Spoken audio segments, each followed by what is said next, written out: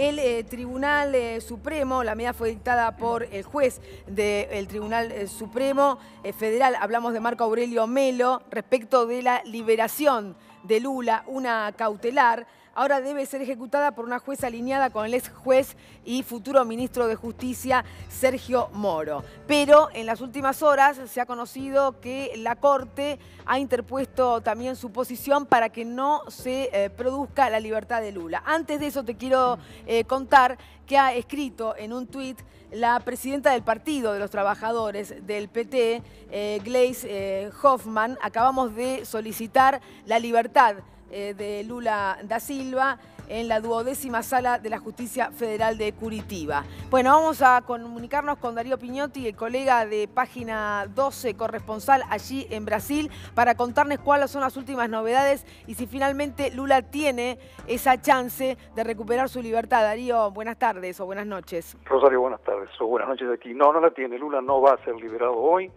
Aquello que a las 3 de la tarde se convirtió en un hashtag Lula Libre, el más visitado en el mundo, se diluyó hace media hora cuando el presidente del Supremo Tribunal Federal, Díaz Toffoli, no hizo lugar a una cautelar de un colega suyo y otro juez del más alto tribunal que había ordenado que todos los presos que hayan estado condenados en segunda instancia, es decir, les restaban 2 más para apelar, pudieran quedar en libertad. En términos jurídicos, eso fue lo que ocurrió. En términos políticos, ciertamente el caso estalló aquí en Brasilia, causó conmoción, pero enseguida se percibió que el poder que va a llevar a Jair Bolsonaro a la presidencia dentro de 2 semanas se puso en funciones y que nadie imaginaba que Bolsonaro iba a llegar al gobierno con Lula libre.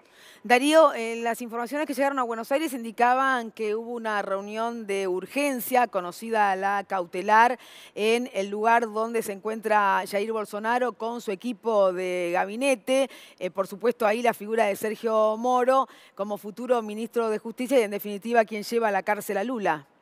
Ciertamente, Sergio Moro fue el superjuez de la causa Lavallato, quien lo condenó a Lula a 12 años y 1 mes de prisión, condena que comenzó a ser cumplida el 7 de abril, y hoy se encontraba como futuro inminente y así llamado superministro de Justicia, porque tendrá poderes excepcionales, reuniéndose con el capitán retirado del ejército, Jair Bolsonaro, en una junta que fue la primera del próximo gobierno. Allí estaban los 22 ministros. Trascendió a través de filtraciones de alguien que participó en ese evento ocurrido aquí en Brasil, en la Granja del Torto, en la casa de fin de semana del presidente, que Bolsonaro quedó boquiabierto cuando le avisaron que Lula podía ser liberado y le preguntó a Moro, ¿qué significa esto? Más informaciones de eso no hay, pero se entiende que Moro, si bien no está aún al frente del Ministerio de Justicia, es posiblemente el hombre que más poder tiene en el Poder Judicial y, si querés, en el Partido Judicial.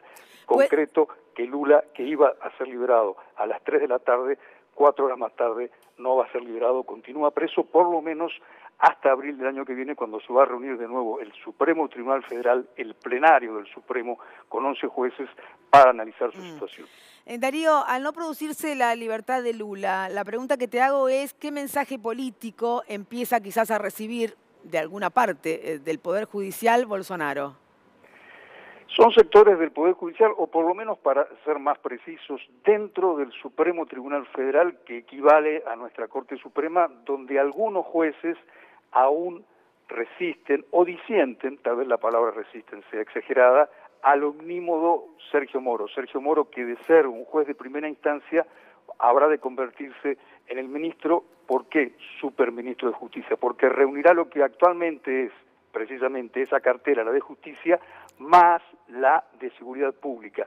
Se habrá de convertir en uno de los más importantes miembros del futuro gobierno y en alguien que o tiene proyecciones para ser candidato a presidente o tiene proyecciones para ser miembro de la Corte. De allí que restan algunos nichos de resistencia, de disidencia, y de aquellos que también, como lo dijo hoy el juez que pidió la libertad de Lula, creen, lo dijo de forma irónica, que en Brasil todavía hay democracia, porque en rigor de verdad el pedido para que se trate la situación de Lula tiene 6 meses, y de hace 6 meses jueces de la Corte fueron posponiendo esa resolución que habría de quedar congelada hasta febrero, porque mañana comienza el receso judicial. Como verás, se cruzan los capítulos jurídicos y políticos en una Brasilia que hoy, ciertamente, después de amanecer muy tranquila, está convulsionada a esta hora, y los ecos de esta decisión seguramente no se terminan en la noche de este miércoles.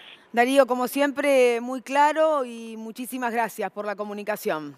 Por nada, te pregunto. Hasta luego. En definitiva, Lula no va a quedar en libertad. Como nos decía Darío, recién hay un plazo para abril próximo, para próximas reuniones y consideraciones de recursos interpuestos. Lula quedará preso entonces. Un casi sustito para Bolsonaro que no fue tal, en definitiva.